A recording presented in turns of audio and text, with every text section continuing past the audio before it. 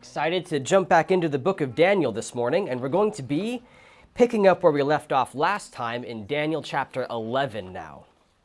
So if you've got a Bible and you're planning to follow along, Daniel chapter 11, we're going to make our way through the first 35 verses of Daniel chapter 11.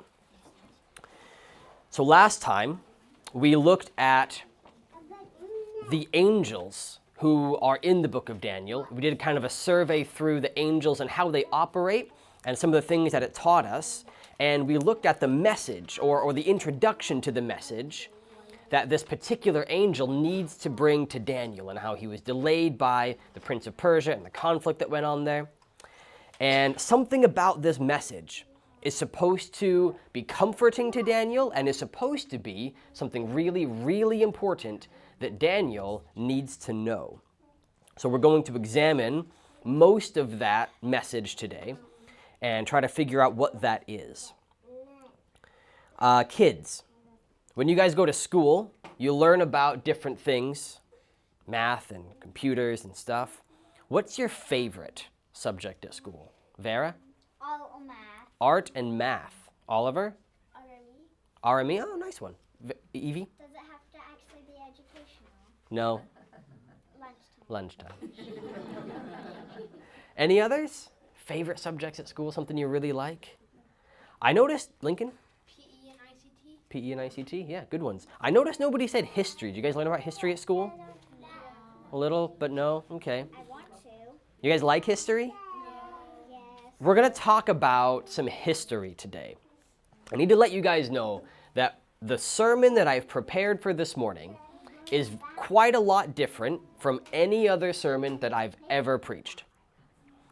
So we're all on a bit of an adventure this morning because the passage that I'm preaching from, Daniel 11, is not the typical type of passage you would use for a sermon. I don't know if anybody kind of remembers what Daniel 11 is about, or if you've read it recently, but it's a prophecy that this messenger gives to Daniel, and it's about these conflicts between these two kings, the king of the north and the king of the south. And it's one of these passages that when I read it, I tend to start getting through it, trying to work out like a timeline of events of what goes on between these two kings, and eventually it gets so complicated that I just it's overload and I shut down and I don't really know what I was supposed to get out of it. As I preach this morning, I'm going to share a lot for you about history. Normally, I wouldn't do that.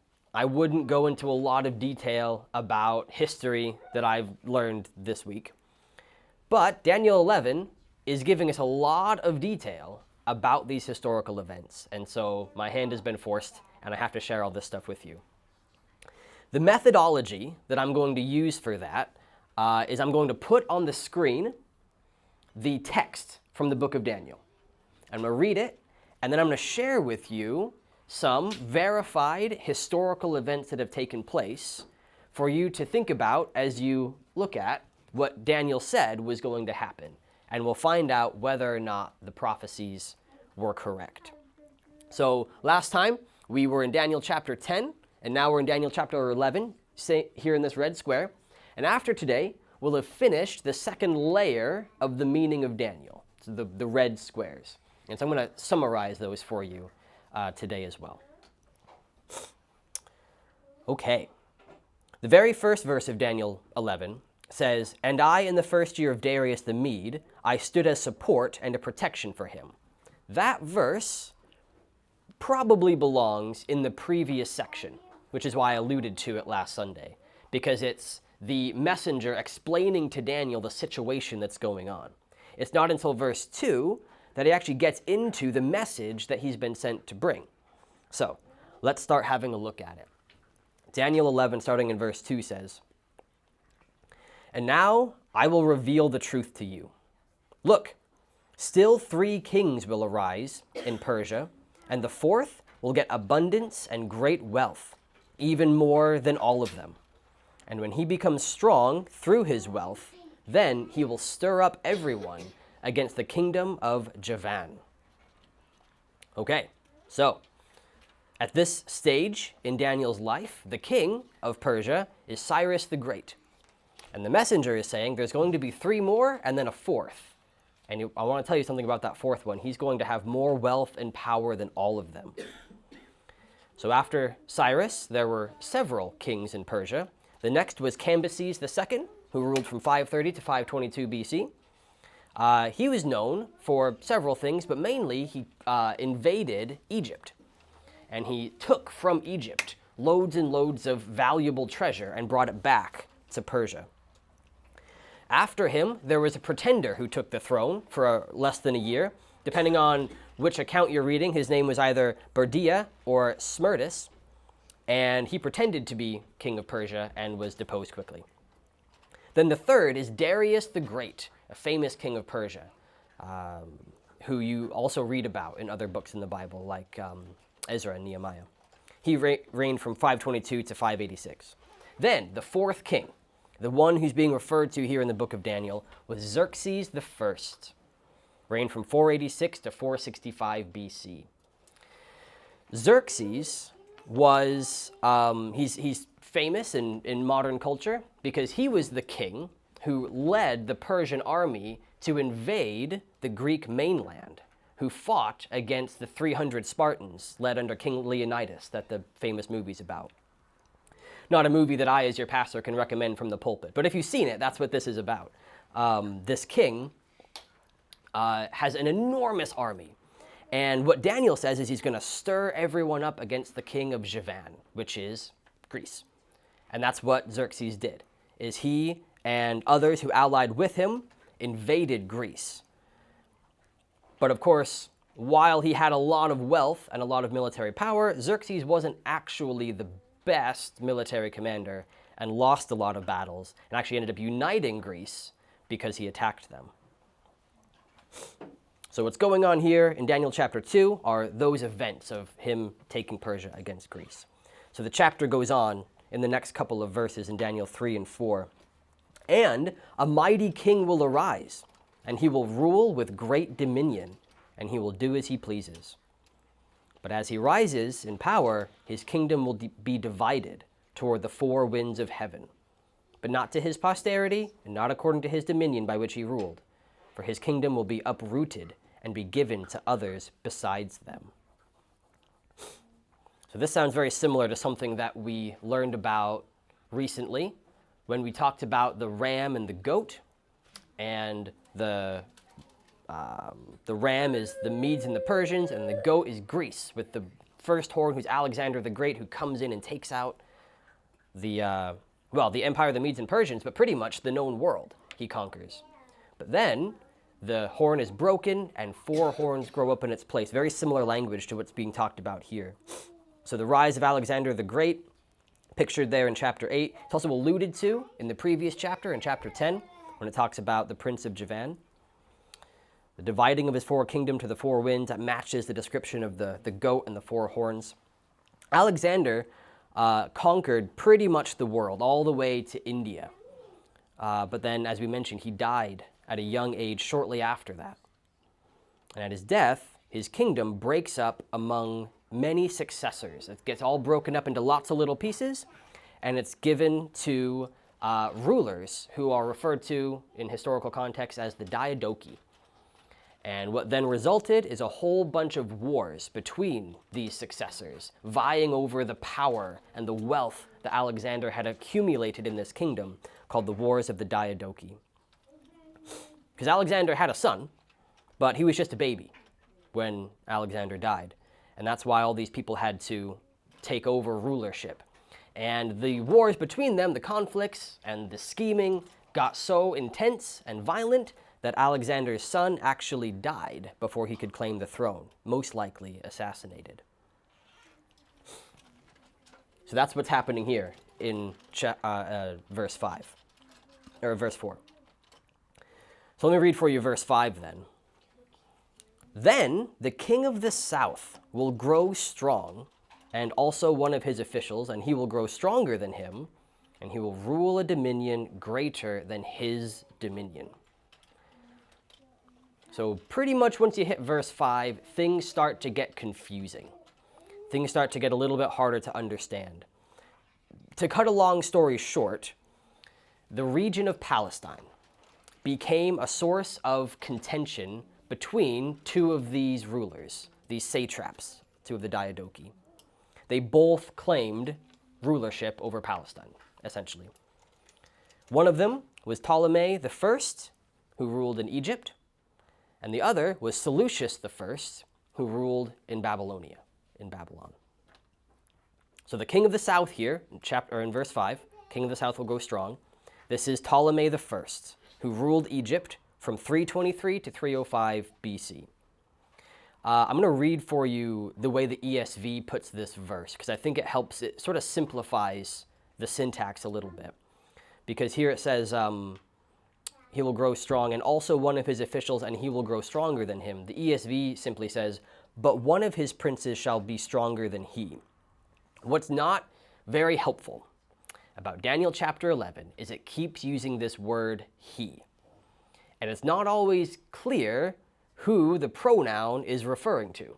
Because in English, when you say he or him or his, you just mean the last subject you referred to. Whoever you referred to most recently, that's what the pronoun is for. In Hebrew, it's a little bit more complicated, and he can refer to lots of different things within the subjects of the story. So what's not abundantly clear is that when it says the king of the south will grow strong and also one of his officials will go stronger, it doesn't mean one of the officials of the king of the south. The king of the south is one of the officials of the kingdom of Alexander the Great, and it's talking about another one of the officials. So we've got two characters here who are both satraps in the divided kingdom of Alexander the Great, the king of the south and this other official who grows stronger.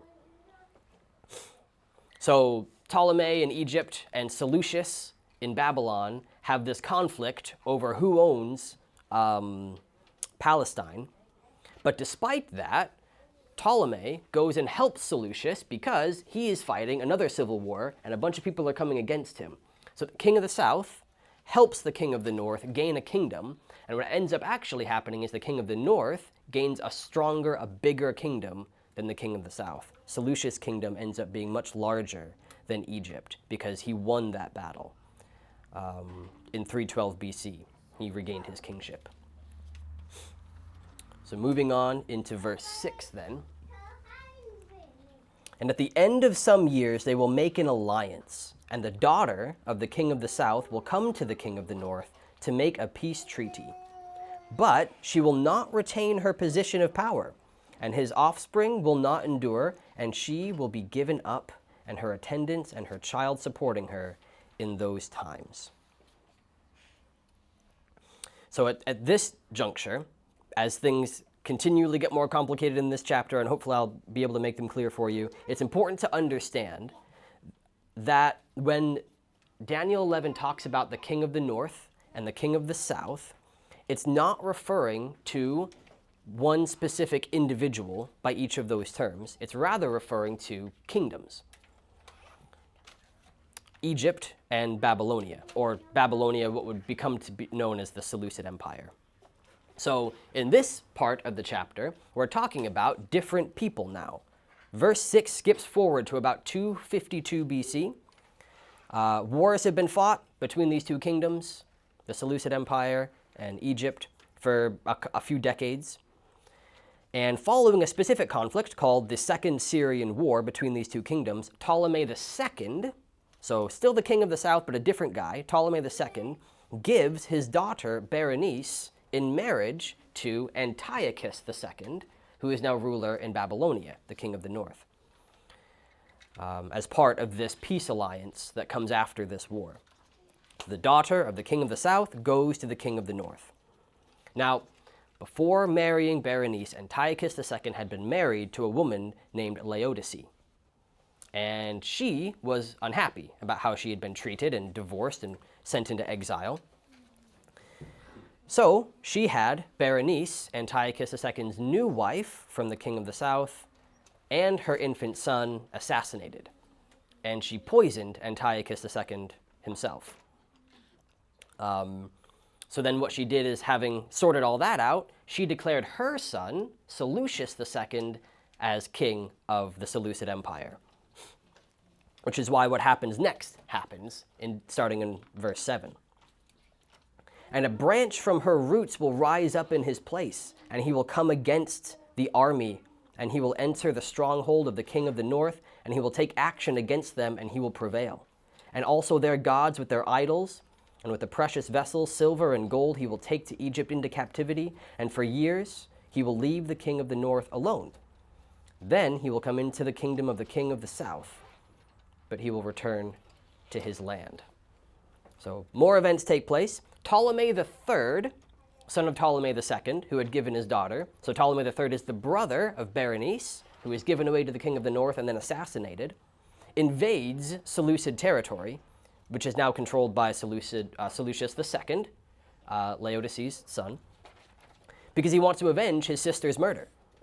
He successfully took temporary control of Babylonia, and some reports indicate that he actually succeeded in killing Laodice herself. And he carried off a huge amount of treasure from the Seleucids, specifically those treasures that Cambyses II had taken from Egypt. He takes them all back from the kingdom of Babylonia to take them back to Egypt.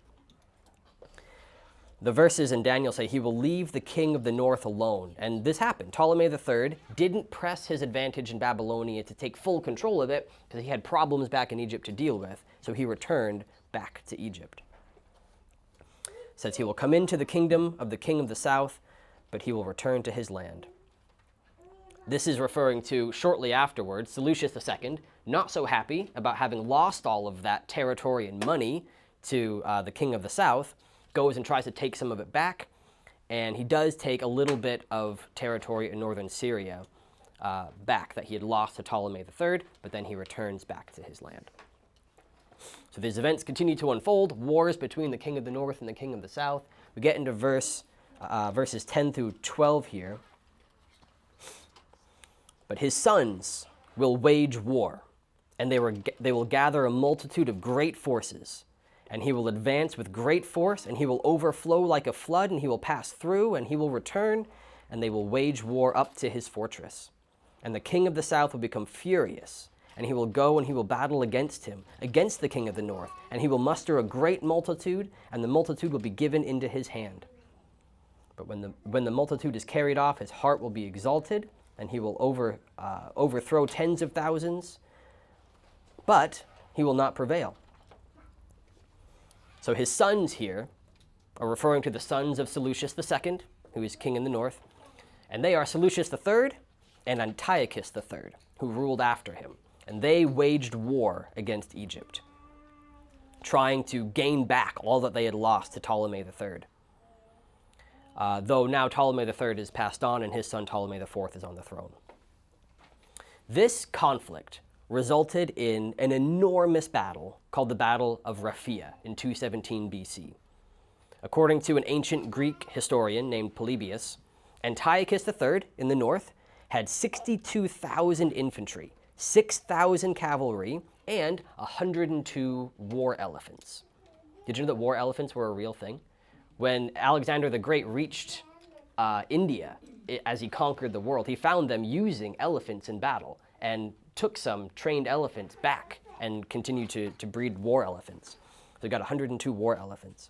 While Ptolemy IV in Egypt had a Greek phalanx army of 25,000 plus supporting troops, supposedly equaling a total of 70,000 infantry, 5,000 cavalry, and 73 war elephants.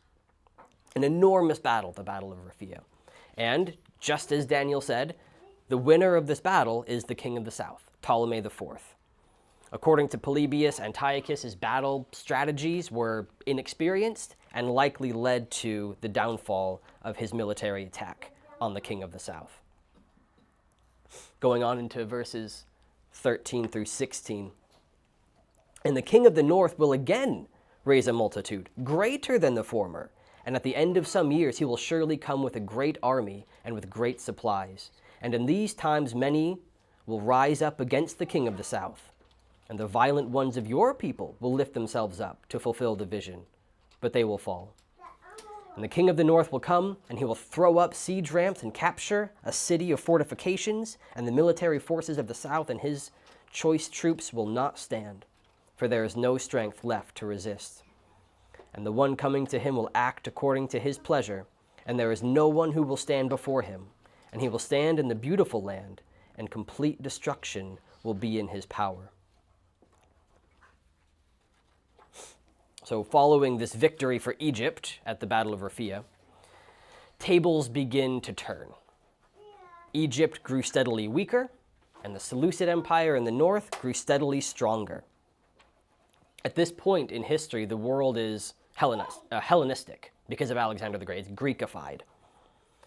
So, Egypt was ruled by Ptolemy IV and his Greek government, but there was a native Egyptian people there who were displeased with their subjugators, and there were riots from the people and schemes from the government officials.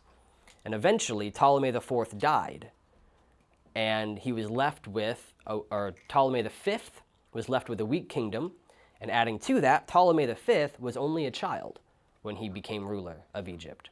So Antiochus III, who had previously failed to take over Egypt, recognizes this advantage, and he makes an alliance with the ruler of Macedonia, and they attack Egypt.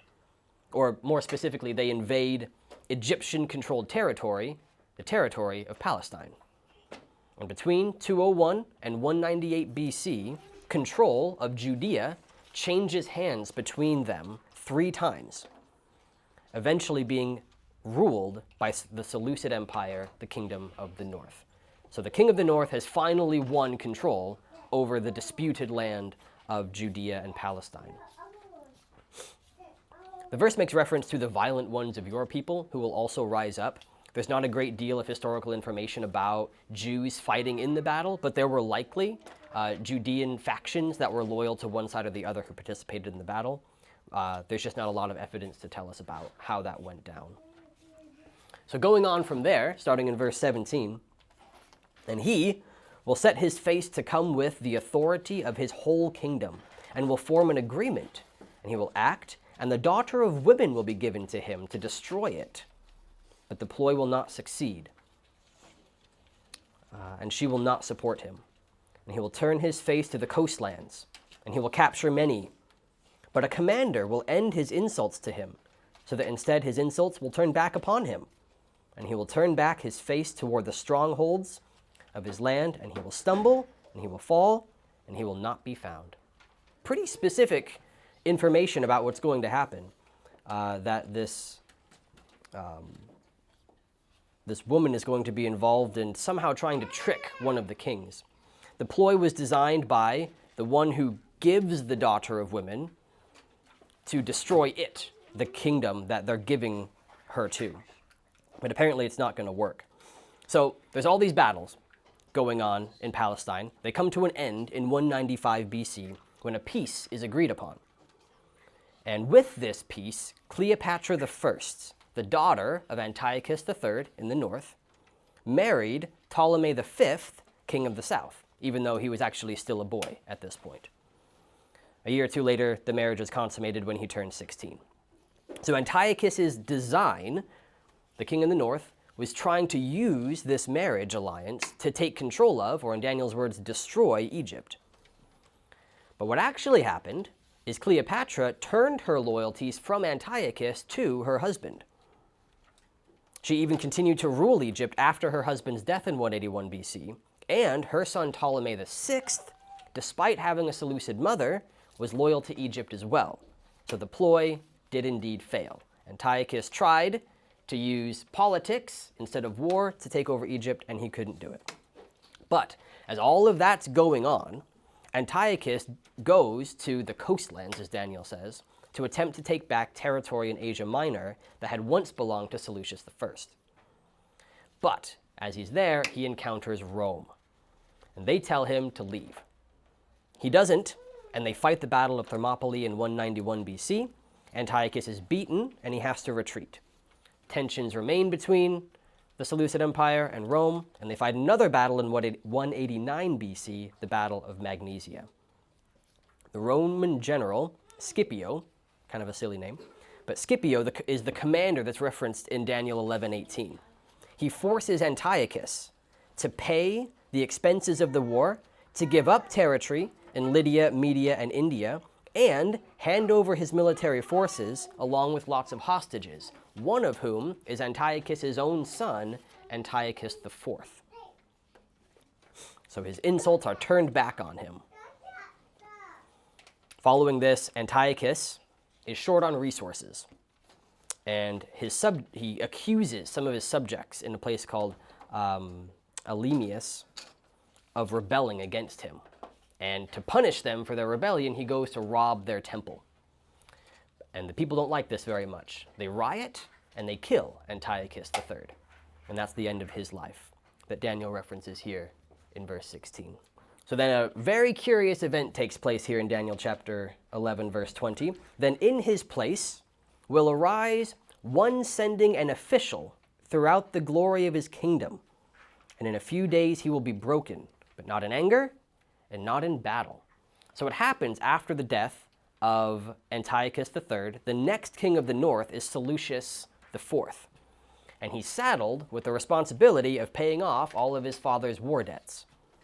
His reign is relatively uneventful, but there's an event recorded about him in 2 Maccabees chapter 3 in the Apocrypha. And it's about his attempt to send a tax collector named Heliodorus to rob the temple in Jerusalem. According to Maccabees, what happens is this tax collector, as he's on his way to rob the temple in Jerusalem, meets two angels who beat him almost to death. Then he meets a priest who prays for him, and he's healed after that. Whether that story is true or not, the king, Seleucus IV, is actually assassinated in a plot organized by that tax collector named Heliodorus, an attempt by Heliodorus to take over the kingdom of the north. So that's what verse 20 is about. And then we go on into verses 21 through 23. And this section here, as we kind of go from verse 21 down to 35, is what the message is all coming to.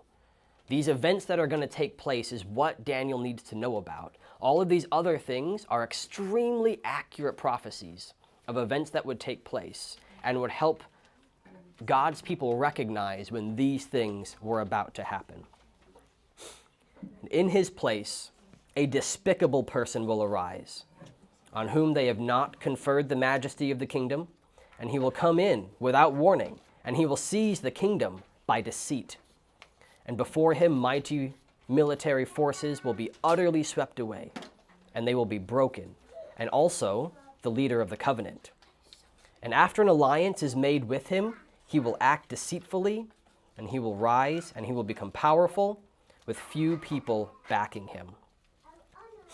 So Antiochus III lost to Rome and had to hand over to Rome a whole bunch of land, military forces, and hostages, one of whom was Antiochus IV, his own son. So Antiochus IV spent 12 years as a hostage in Rome, and he returns to the northern kingdom, the Seleucid kingdom, in 175 BC. But he's not the legitimate heir to the throne. Due to the complex situation, he was ruling as a co-regent with his younger nephew, who, shortly after he arrives back, is mysteriously assassinated. Antiochus then marries a woman who had previously been married to a ruler of the empire to create further legitimacy to his claim to the throne. And historical details are a little bit fuzzy about all the things that he did, but he eventually becomes sole ruler of the Seleucid Empire, though he was not legitimately the heir.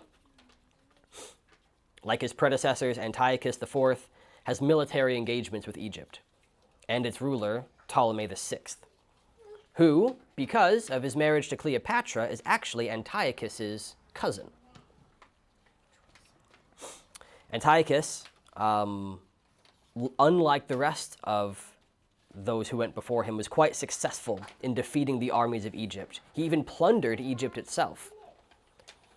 At that stage, Ptolemy VI had been kind of demoted into a co-ruler with his brother and his sister. And so when Antiochus comes in and sacks Egypt, Ptolemy VI actually joins Antiochus, renouncing Egypt, and goes with him back to the kingdom of the north.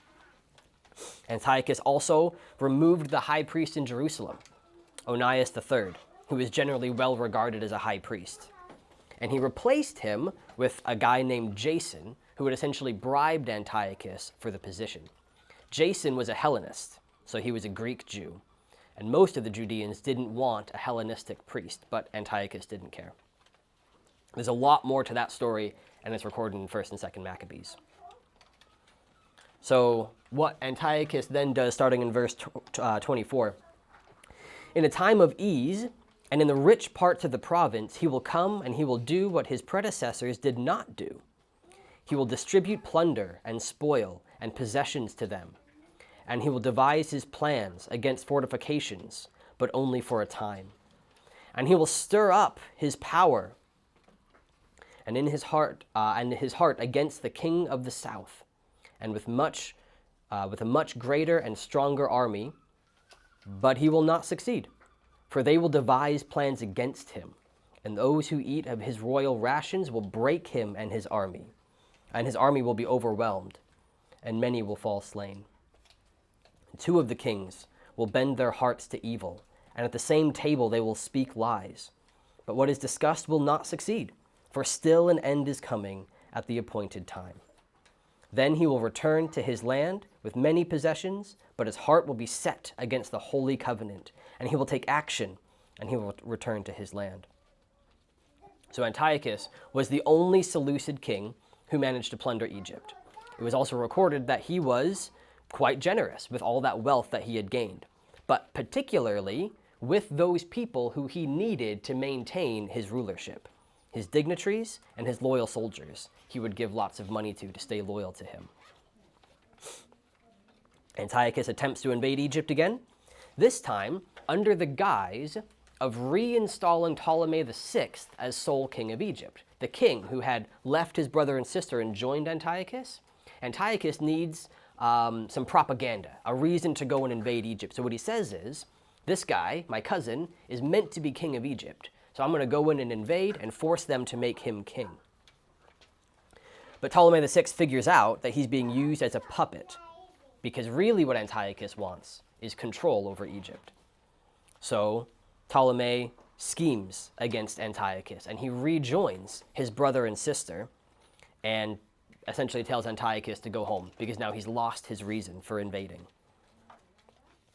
But it didn't stop Antiochus from besieging Alexandria, killing thousands and carrying off lots of its treasures while he's on his way back. So on his way back from this frustrating engagement, this campaign in Egypt, Antiochus passes through Jerusalem, this place where he had deposed the high priest and reinstalled or installed one position going to the highest bidder. And while he's there, he encounters a revolt because of the whole high priest situation. And possibly due to his anger over his military failure, he punishes the Judeans by putting down the revolt, stealing from the temple the table that's used for the bread of the presence, the cups that are used for the drink offering, the bowls, the golden censers, the curtain that divides the Holy of Holies, and all of the gold from the front of the temple, as a punishment for the revolt that was going on in Jerusalem. So he is set against the Holy Covenant, as Daneil puts it. So then starting in verse 29, at the appointed time he will return, and he will come into the south, but it will not be as it was before, and the ships of Kittim will come against him, and he will lose heart, and he will turn back.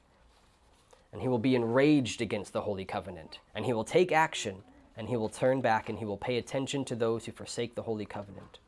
And military forces from him will occupy and will profane the sanctuary stronghold, and they will abolish the regular burnt offerings, and they will set up the abomination that causes desolation.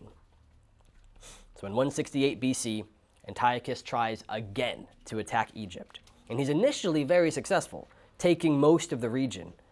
But the rulers of Egypt went to Rome for help, because they were allies at the time. Rome came with its ships, called here the ships of Kittim, and they halted Antiochus's progress trying to take Egypt. Popilius, the commander of the Roman forces, met with Antiochus. He read him a decree from the Roman Senate that he had to stop his aggression against Egypt and go home. Then he drew a circle around Antiochus IV in the sand, and he told him he had to agree with the command before leaving the circle. Antiochus had spent the first 12 years of his life, or 12 years of his life, as a prisoner in Rome. He was very aware of their vast military power, and he didn't want that fight. So he agreed, and he left Egypt. Once again, he was very angry. Once again, he traveled through Judea on his way back to Babylon, and once again, Jerusalem was rioting over the high priest situation. All of these repeat themselves. So this time, Antiochus had had enough. He abolishes the Jewish religion entirely. He turned God's temple into a temple for Zeus. He forced the people to build altars to idols in the temple sanctuary. He allowed prostitution in the temple precinct. He abolished the Sabbath and all sacred festivals. He made it illegal to offer any sacrifices to God, and he sacrificed a pig on God's altar. In those days, any child who was found circumcised was immediately killed. It was an abomination of desolation, as Daneil says. These events are also recorded in 1 Maccabees 1 and 2 Maccabees 6. So it goes on, the last section we're going to read today. It says, "And those who violate the covenant, he will seduce with flattery. But the persons who know their God will stand firm and will take action. And those who have insight will instruct the many.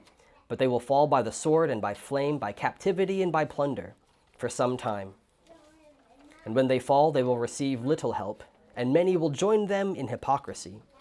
And even some of those who have insight will fall, in order for them to be refined by it, and to be purified and cleansed until the time of the end. For the appointed time is still to come."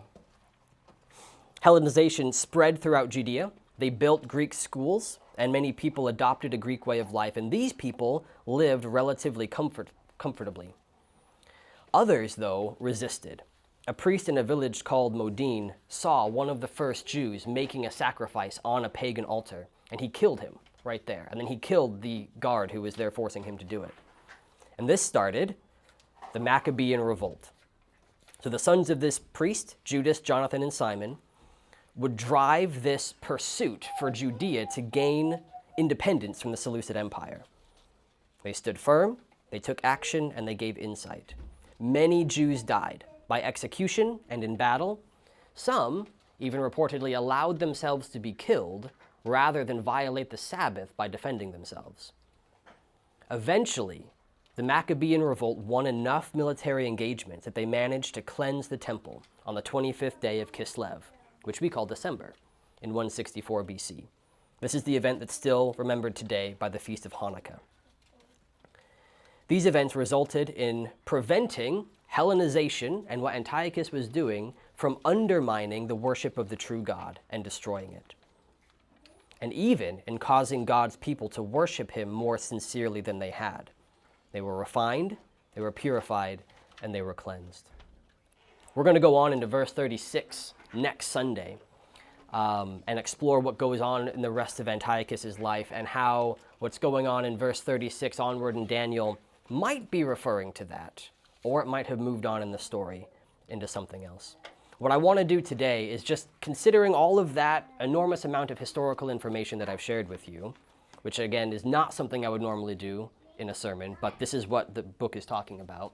I want to try to bring together the message that this particular part of the book of Daniel is saying. We've read the two blue squares about will you humble yourself before God, and a king who does and a king who doesn't, and then Daniel who humbles himself before God and God's response.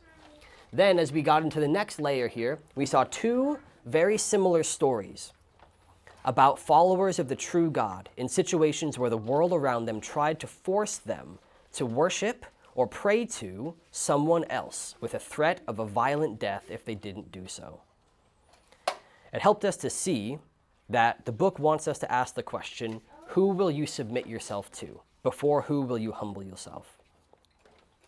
Now we're in the second half of the book, and we're reading stories that are put in parallel, these prophecies that are being given. And part of the reason why it's doing that is because it wants you to realize what happens when you resist the nations of the world, like Shadrach, Meshach, and Abednego and Daniel, that God is able to save his people. And it's supposed to now say, now look at what's going to happen to those who put their trust in the kingdoms of this world. There's always another world empire just around the corner. The human kingdoms never last. And no matter how powerful they think they are, God is able to humble the nations and save his people. But another reason why these stories are being put in parallel is because the prophecies are leading up to a time of hideous oppression for God's people. When Antiochus IV would begin doing what God predicted in this prophecy, thousands of Jews are going to find themselves in the same situation as Shadrach, Meshach, and Abednego before that statue of gold, and Daniel facing lions if he prayed to God. This is why God needed his people to hear those stories alongside this prophecy. Shadrach, Meshach, and Abednego are a picture of the Jews who would be required to worship Zeus and build pagan altars in God's temple. Daniel was a picture of Jews who would live in a time when praying to God became illegal and punishable by death. Those people needed these stories to remind them of God's power and faithfulness. And they needed to know that when that happens, they only really had to ask themselves one question. Will I humble myself before God, or will I not? The reason why Daniel needed this message and why it was imperative to the enemy that he not receive it was because the forces of darkness had a plan to tear down God's people. And they knew that if God's people trusted in God's faithfulness, that plan wouldn't work. Daniel needed the message because he needed to pass on the message. And those of us who have seen God's acts of faithfulness need to tell others about them too. I want to note that as I've explained Daniel 11 with all this historical information, I hope that it's taken a passage that can be quite mystifying and clarify it somewhat, but it also may have given the impression that what Daniel is saying here only has to do with events that took place before 168 BC, and they don't have anything to do with things that are going on today and things that are going to be going on in the future. And that's not true. The direct fulfillment of this prophecy, I believe, from verses 1 through 35, took place during those days. But when we get into the rest of the chapter, we're going to see how there is more to it still. I just wanted to finish by mentioning Daniel's receiving this message as he's in mourning and he's fasting while he's in exile. God sends him this message about coming events: the fall of Persia, the rise of Greece, the breaking up of the empire, and the wars that rage between Egypt and the Seleucid Empire. He explains how these things will lead up to one of the worst persecutions his people had ever faced, and by far the most despicable enemy they'd suffered under during the intertestamental period. It does make you wonder how any of this was supposed to be comforting to Daniel. It seems as though God is saying, I know, Daniel, I know things seem really bad, but they're going to get a lot worse. God needed Daniel and all of his people to know that as these things start playing out, not a single one of them, not a single detail is taking God by surprise. And in fact, God will use them to bring about the result of his people being refined and purified. There's more dots that we're going to connect as we finish Daniel 11 and Daniel 12 to see how the details of how these things comfort Daniel and what they mean. But I want to show you today the end of the book of Daniel. The very last verse is Daniel 12:13. And this is what the messenger says to Daniel. But go your way till the end, and you shall rest, and you shall stand in your allotted place at the end of days. Daniel's response to this message he just received could well have been panic. Knowing all the things, all these things may just have made all of his anxieties worse. This nation's going to fall. Persecution is going to come. There's going to be an abomination that makes desolation. What are we going to do? Do we prepare? Do we make plans? Should we run away? Should we hide? God's message is rest. I have all these things under control. And I don't know what things going on in the world or in your life make you anxious, make you feel like you want to panic, make you doubt, make you feel unsure, or they shake the trust in God that gives you peace and hope. But we all have those things. So as we consider the God who orders the events of this world, I just wanted to read for you a very famous psalm, Psalm 46. God is our refuge and strength, a very sufficient help in trouble. Therefore, we will not fear, though the earth change, and though the mountains totter into the midst of the sea, though its waters roar and foam, though mountains shake with its surging water. There is a river whose streams gladden the city of God, the holiest of the dwellings of the Most High. God is in the midst of her. She will not be made to totter. God will help her at daybreak. Nations roar, kingdoms shake. He utters his voice, the earth melts. Yahweh of hosts is with us. The God of Jacob is our high stronghold. Come see the works of Yahweh, who has placed desolations on the earth. He makes wars cease to the end of the earth. He breaks the bow and cuts off the spear. The wagons of war he burns with fire. Be still and know that I am God. I will be exalted among the nations. I will be exalted in the earth. Yahweh of hosts is with us. The God of Jacob is our high stronghold.